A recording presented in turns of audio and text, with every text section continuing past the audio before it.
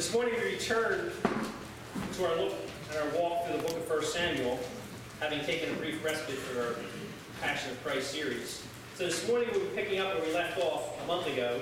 So we'll be looking at 1 Samuel chapter 11, and again we're looking at all 15 verses. If you're using the Pew Bible in front of you, that can be found on page 233. And I want to remind you, you'll find on page 9 of the bulletin an outline to help you pay better attention and follow along.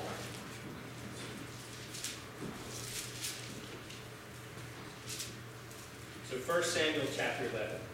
Hear now God's holy, inerrant, and infallible word. Then Nahash the Ammonite went up and besieged Jabesh Gilead. And the men of Jabesh said to Nahash, "Make a treaty with us, and we will serve you." But Nahash the Ammonite said to them, "On this condition I will make treaty with you, that I gouge out all your right eyes, and thus bring disgrace on all Israel." The elders of Jabesh said to him, "Give us 7 days' respite, that we may send messengers to all the territory of Israel. Then, if there is no one to save us, we will give ourselves up to you." When the messengers came to Gibeah of Saul, they reported the matter in the ears of the people, and all the people wept aloud. Now behold, Saul was coming from the field behind the oxen. And Saul said, "What is wrong with the people, that they are weeping?" So they told him the news of the men of Jabesh. And the Spirit of God rushed upon Saul when he heard these words, and his anger was greatly kindled. He took a yoke of oxen and cut them in pieces, and sent them throughout all the territory of Israel by the hand of the messenger, saying, "Whoever does not come out after Saul and Samuel, so shall it be done to his oxen." Then the dread of the Lord fell upon the people, and they came out as one man. When he mustered them at Bezek, the people of Israel were 300,000, and the men of Judah 30,000. And they said to the messengers who had come, "Thus shall you say to the men of Jabesh Gilead, tomorrow by this time the sun is hot, you shall have salvation." When the messengers came and told the men of Jabesh, they were glad. Therefore the men of Jabesh said, "Tomorrow we will give ourselves up to you, and you may do to us whatever seems good to you." And the next day Saul put the people in 3 companies. And they came into the midst of the camp in the morning watch, and struck down the Ammonites until the heat of the day. And those who survived were scattered, so that no 2 of them were left together. Then the people said to Samuel, "Who is it that said, 'Shall Saul reign over us?' Bring the men, and we may put them to death." But Saul said, "Not a man shall be put to death this day, for today the Lord has worked salvation in Israel." Then Samuel said to the people, "Come, let us go up to Gilgal, and there renew the kingdom." So all the people went to Gilgal, and there they made King Saul before the Lord in Gilgal. There they sacrificed peace offerings before the Lord, and there Saul and all the men of Israel rejoiced greatly. Let's go to our Lord in prayer. Lord God, we do come before you this morning, thanking you and praising you, Lord, that you reveal yourself through your word. And we ask that you might do so in a mighty way this morning, Lord. Help us to see clearly that which you have for us, Lord. Help us to truly have eyes to see and ears to hear. And Lord, give us hearts that are receptive to your message, to your word, to your instruction. Lord, I ask that you be with me, your servant. Let nothing I say be untrue, but only the words you placed in my mouth, for the edifying of your people, for the turning of hearts to yourself, and for the bringing of glory to your name. We ask all these things in Jesus Christ's most precious name. Amen. In 1968, Andy Warhol said, he made this prediction. He said, in the future, everybody will be famous for 15 minutes. This is where we get the idea of your 15 minutes of fame. It's the idea that everybody will be in the spotlight for at least 15 minutes. And if you look at Facebook today or YouTube, you quickly see Andy Warhol didn't know the half of it. See, today, people aren't just finding their 15 minutes of fame, but they're seeking it, searching for it. And you know why this is? Because truth be told, none of us is that impressive. We don't have these grandiose lives that we live. They're pretty ordinary. So what do? We seek our 15 minutes of fame. Why do you think Facebook is full of photos of what people are eating for lunch? Hey, look at me! I'm having a cheese sandwich! Please give me a thumbs up so I know I matter. But you know what? You shouldn't be seeking just 15 minutes of fame. You shouldn't find your value in just some brief moment in the sun, but you ought to find your value in Jesus Christ. Amen. Why would you want to be content with a fleeting 15 minutes of fame when you can have God's never-ending grace? Our text this morning is telling you, don't seek 15 minutes of fame, but live out God's never-ending grace. 3 things to examine are, first, a hopeless day. Second, a turning tide. And third, a true deliverance. So first, a hopeless day. Our story begins with all the men of Jabesh Gilead, and they're kind of having a bad day. There's this king of the Ammonites, Nahash. He's been brutalizing the Gadites and the Reubenites. We know this from some extra biblical text. He's been brutalizing them, but we also know that 7,000 men had escaped, and they escaped to Jabesh Gilead. But now, Nahash is coming for them. He's going to come to brutalize them as well, and they know that they're in trouble. This is why we read in verses 1 to 2, how Nahash besieged Jabesh Gilead, and all the men of Jabesh said to Nahash, "Make a treaty with us, and we will serve you." See, they're basically asking here for a vassal treaty. This is where the vassal promises his allegiance and devotion to the suzerain or greater king. You agree to pay him tribute and taxes. You agree to fight for him. You basically say, I will be in your lifelong devotion. And in exchange for that, this king will give you protection. This is what the men of Jabesh are offering. But notice how Nahash says it's not enough. He wants something a little bit more. He says, I'll take that, but I also want your right eyes. Now you hear that and you think, what's he doing here? Well, there's a twofold purpose to what Nahash is doing. First, he's trying to ensure that they will always be obedient to him because they'll be militarily deficient.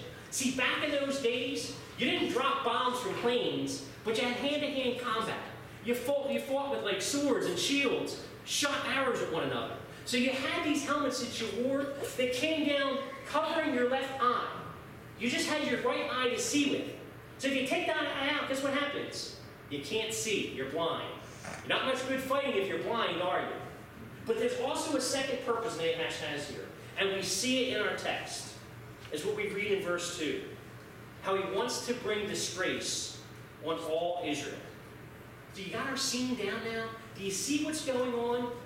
The people of Jabesh are being besieged by this powerful king who's willing to not totally destroy them and wipe them out as long as they agree to become his lifelong servants and give them their right eyes.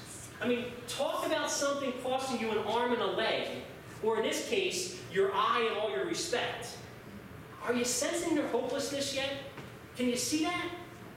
Now add to this the fact that the men of Jabesh, they're living on the east side of the Jordan, but all their brothers live on the west side of the Jordan.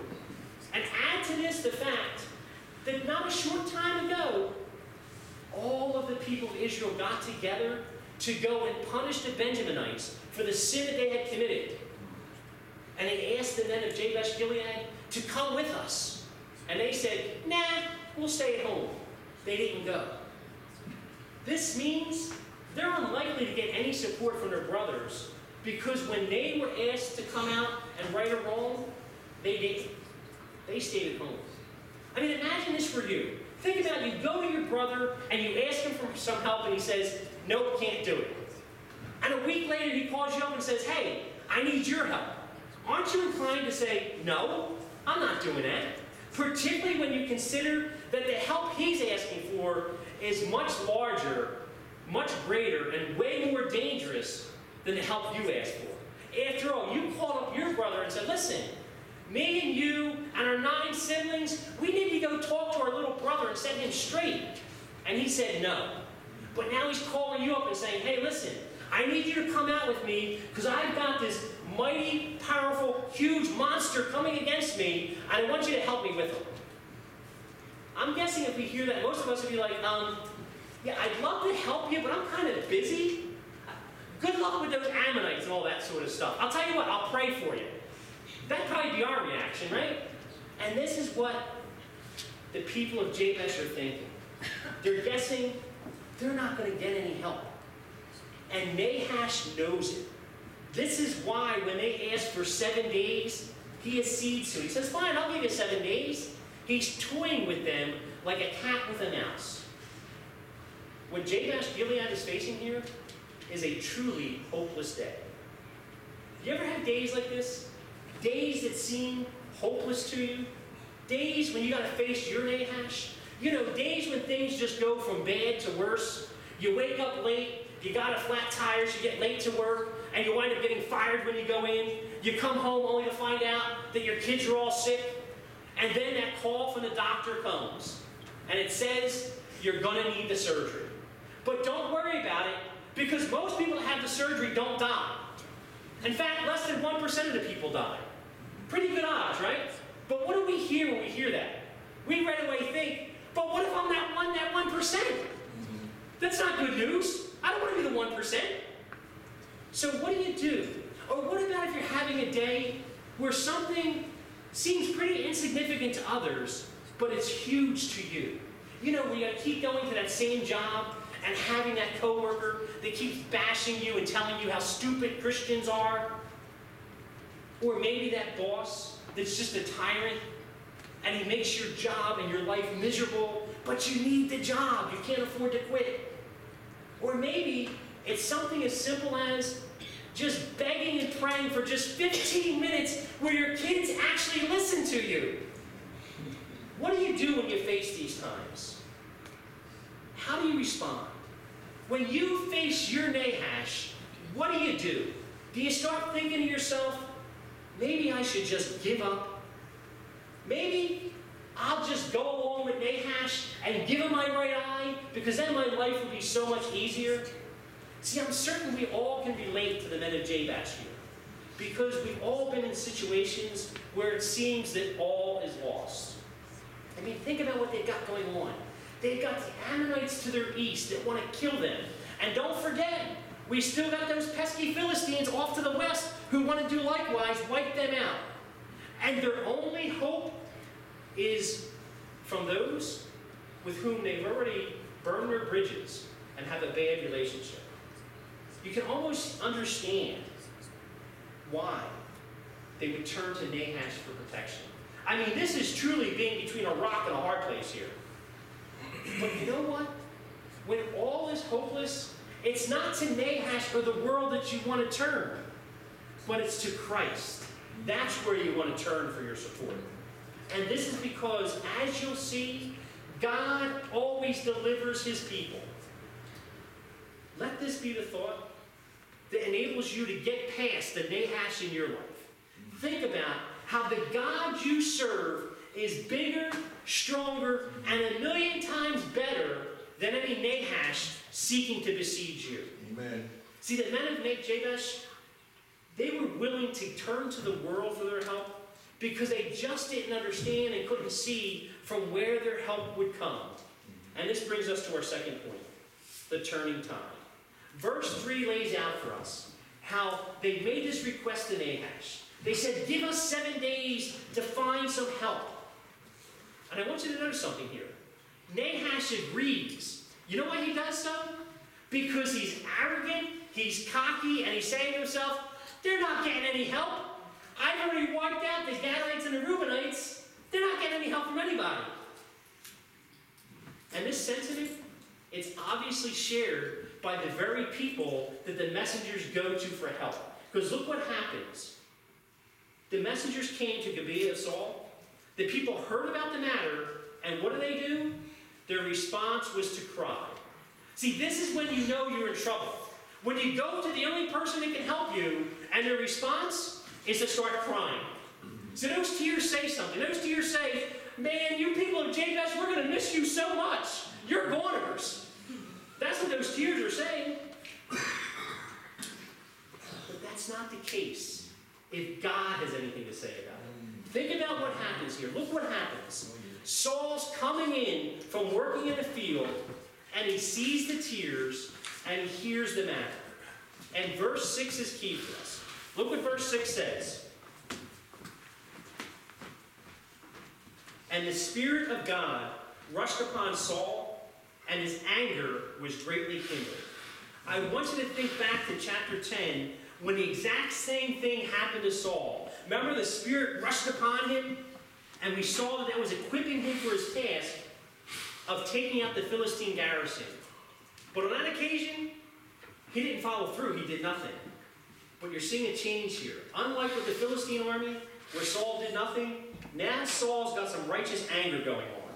He takes a yoke of oxen, cuts them in pieces, and sends them throughout the land, all the territory, as a warning or curse to all. Saul's message is, you all better come out and help me deliver your brothers, or this will be you, cut up in pieces. That's what he's saying. I sometimes read this and wonder if I could get away with this. Can you imagine if I did that? Cut up an oxen and sent it around your house and said, you better sign up for the piano recital, or you better be here for the work day. You think I'd get the same results? 330,000 people coming out and saying, we're here, we're ready? But I want you to grasp what's really going on here. Saul's not just demanding that the people come out and fight with him, but he's actually showing himself to be the deliverer for which they asked. Think back to chapter 8. Remember what they did there? They demanded a king from God. They wanted a king to fight for them and to protect them. And don't forget what we saw. God didn't give them quite the king that they demanded. Not quite the king that they desired or wanted, but more of a judge to deliver them. So what you're seeing here with Saul's actions, they're reminiscent of Judges 19. See, back in Judges 19, the Benjaminites, they took this Levite's concubine, and they abused her and killed her. So what did he do? He cut her up into pieces and sent it all around the land as judgment on the land of Israel. And you're seeing Saul do the same thing here, casting judgment just as a judge would do. You even see him employ the same military tactic of another judge, Gideon. He divides the people. He puts them into 3 companies. And I don't want you to miss, there's yet glimpses of another judge seen here. This is seen when the men of Jabez say to Nahash, tomorrow we will give ourselves up to you. See, the Hebrew used here literally means we will come out to you. Nahash hears this and he thinks, this is great. They're going to give themselves up to me. Think back to Ehud, who was a judge, and when he dealt with King Eglon. And he said to Eglon, I've got a secret message for you from God. And Eglon thought, it's got to be good. And what was his secret message? This knife in your belly. God says you're finished. He's delivering you into my hands. In the same way, the men of Jabesh, when they say this, we'll come out to you, they're saying, we will come and meet and defeat you on the battlefield. All these things are confirming for us that Saul's acting more like a judge than a king here. But I want you to notice, this is a decisive moment for Saul. It's his 15 minutes of fame. We'll see how Saul goes downhill from here, but for the moment, he's a hero. And it's because of what we're seeing. We're seeing the transition from the judgeship to the kingship. Notice what Saul does. He includes Samuel in his request. He says, whoever doesn't come out, not just after Saul, he says, whoever doesn't come out after Saul and Samuel. Samuel's still involved. But notice what's happening. He's not holding the same weight. Saul didn't say, come out after Samuel alone. He didn't say, come out after Saul alone. He said, come out after Saul and Samuel. So Samuel's still involved, but his authority is being diminished. His judgeship is giving way to Saul's kingship. You might say what you're seeing here is a turning tide. And you also see the turning tide as this hopeless day turns into a great victory. This is important for us to grasp and to see, because it lets us know that when God is on your side, even the darkest days can have the brightest ends to them. Amen. I mean, just think how we just came through the Easter season, and there was Good Friday, that darkest day in history. But yet, what did it give way to? To Resurrection Sunday, one of the brightest days in all of history. Amen. This is what happens with Christ. You think about what he accomplished on the cross with his death and how that resulted in the greatest victory you've ever seen. It was through the darkness and the hopelessness of the cross that you've been delivered from your greatest Nahash of all time, sin and death. See, this is what Christ does for you and what he did for you. He secured your salvation. Did you hear that? Isn't that great? It doesn't get any better than that. Christ secured your salvation. This ought to make you want to jump off your feet saying, praise God. He's defeated Nahash. He's dead. And sin and death is no more. Whatever dark day you face, whatever Nahash stands in your way, understand that you don't need to be defeated. You don't need to feel broken down, hopeless, because you've been delivered. Your victory is guaranteed because Christ already secured it for you at the cross. Amen. Isn't that good news? Did you hear what I said? Yeah. Christ already secured your victory at the cross. Amen. Don't be Presbyterian. Say, praise God. This is good news. This is a good thing.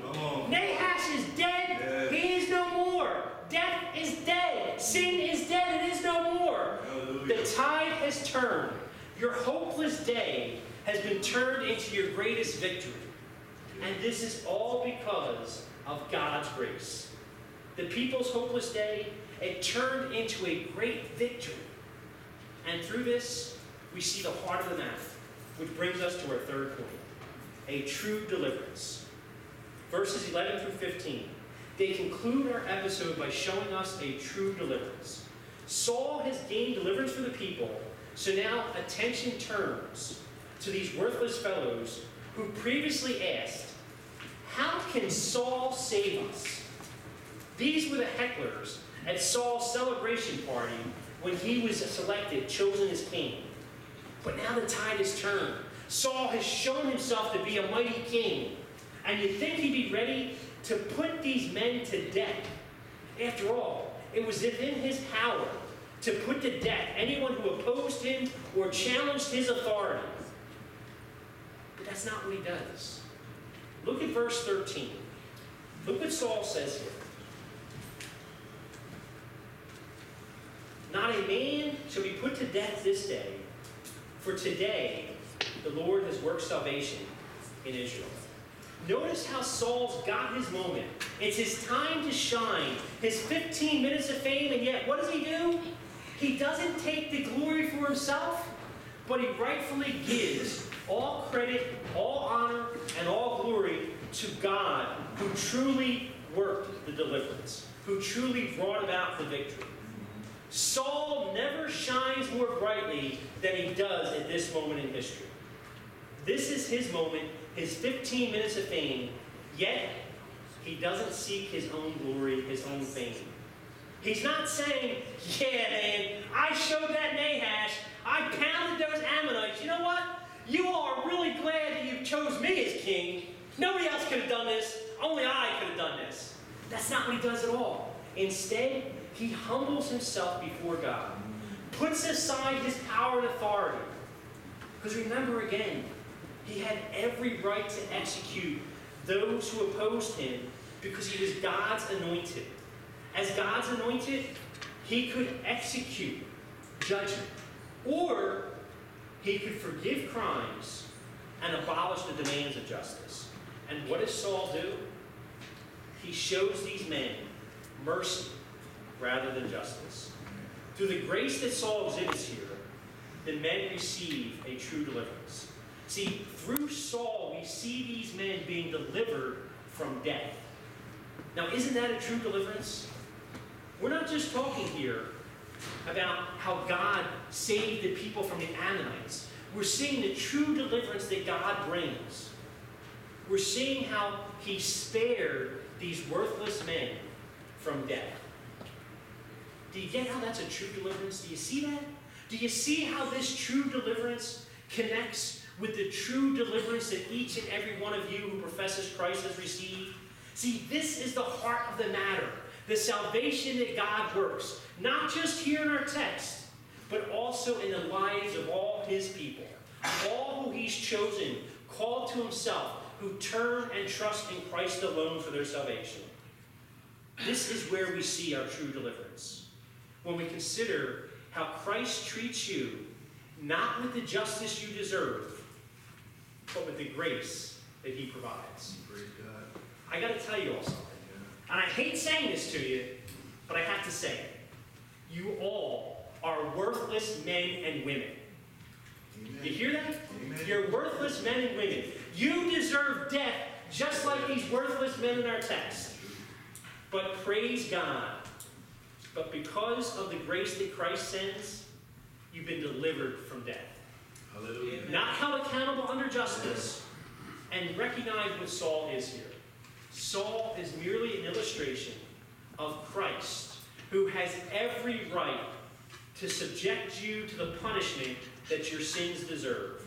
But instead of punishing you under the law, Christ pardons you through his grace. Isn't this great news? Yes. Isn't this the most magnificent deliverance you've ever seen, ever experienced?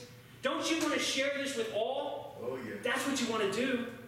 Think about how you've been delivered from needing to get your 15 minutes of fame.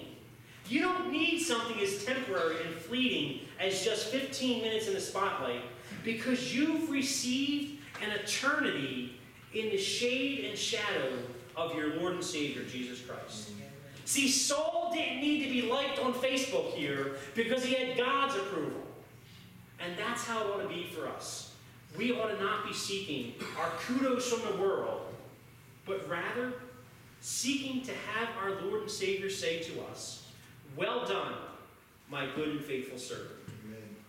Don't waste your time chasing after 15 minutes of fame, but live each day knowing that you've been delivered from the burdens of trying to please Nahash. See, that is so burdensome, so toilsome. Isn't it freeing to know that you don't have to seek to get a thumbs up from the world? See, I don't know about you, but I have found that trying to be a people pleaser is next to impossible. I mean, even as your pastor, I can't please you all. I either preach too long or too short. I pray too much or too little. I do too much or not nearly enough. There's no pleasing people. That's what it is when you try to please man. But think about this. Even if you offer the world complete submission, it's not enough. They still want to take your right eye. But God's delivered you from all of this. So don't live your life seeking the world's approval, but live your life knowing that you've received and are under God's grace. Amen. And how do you do this? You do this by realizing that you've been set free from the burden of man's approval. You don't need any Facebook likes if you've got Christ's approval. See, this is how Christ sets you free. He's delivered you from the chains of the law so that you truly have been set free to live under the law. Isn't that beautiful? He delivered you so that you could be set free to follow the law. Think of it like this. Remember when you were little and you had those chores to do? Oh, how you hated doing those chores. And they were so unfair. I got to clean my room. I got to do the dishes. Are you kidding me? The tyranny. Oh, it's horrible. But then you grow up and you get married. And what do you find yourself doing? Those same chores. But yet, you enjoy them. What's the difference? Because of the people you do for them. You love them. And so you enjoy doing for them. And that's what Christ does. He turns your burden into a joy. The chores haven't changed, but your perspective and view of them have. And this is what Christ again has done for you. Delivered you from the burden of the law so that you might keep the law as a means of showing your love for Christ. You no longer view the law as your taskmaster or your means of earning your salvation, but you see it as a wonderful blessing that God provides so you know just what Christ did for you, keeping that law that you can never keep perfectly, and knowing what he requires of you and expects from you. Isn't it freeing to know what's expected of you? Can you imagine getting a job, and on your first day you walk in, and they do the interview and they say, you're hired, and then they walk out. And they never tell you what you're supposed to do. What is that? Would that be terrifying? You'd be like, your spouse calls you and says, how's work going? I don't know. I don't know what I'm supposed to do. But God gives us his word, he gives us law so we know, and that's freedom in that. It's true deliverance to know that even when you fail, when you don't do your chores properly, when you just push the stuff under the bed, hoping mom won't see it, Christ has still delivered you from that. Isn't that beautiful? Yes. Knowing that you've been delivered, not because of your works, but through the person and work of Christ. Amen. Our text this morning shows Saul standing in the spotlight. He's victorious over Nahash.